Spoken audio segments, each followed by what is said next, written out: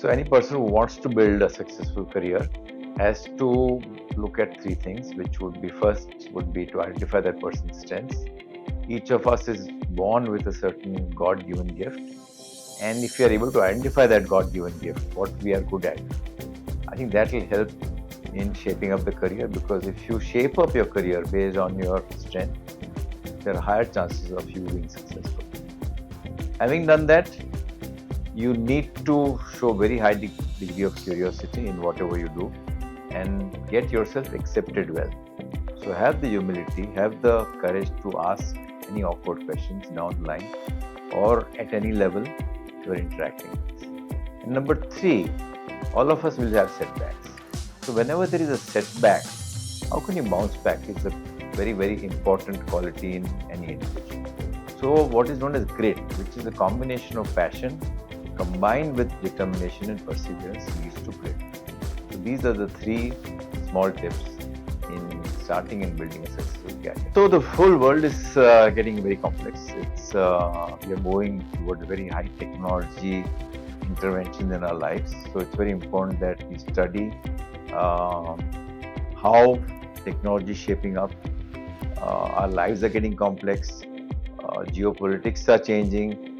So looking at all these issues, it's very important that one studies and studies something which one is passionate about, and not just study for the sake of study. But having done that, I think learning is lifelong journey. You cannot stop learning just because you have finished your MBA or your postgraduate qualification. So that's something which has to continue all your life. So I'm a big believer in hands-on learning, because there is limited learning you can do through teaching, through attending programs. But when you actually do things on your own, and many times when you fail, there is much more learning in that failure.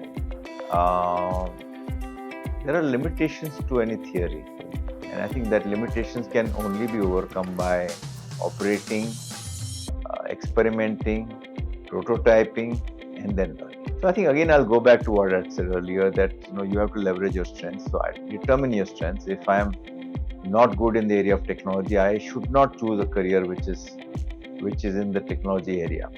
So I have to determine what am I good at, what are my strengths, and base my career in that specific industry where I can leverage my strengths. So that requires a multifarious approach.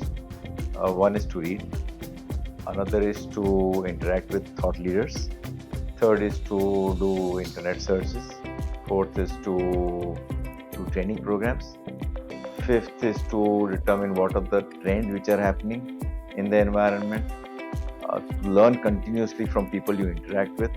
So combination of all these will make your learning far more robust, and coming in learning from different examples and different ends. So I strongly believe that every person has to have a purpose, because the purpose of life is a life of purpose. So it's very important to determine what is your purpose in life. And I did that some years back, and I said that I have to make a difference to others in their lives, and whatever I do, I should be able to touch more and more lives. And more importantly, by touching those lives, I should be able to make a positive difference to them.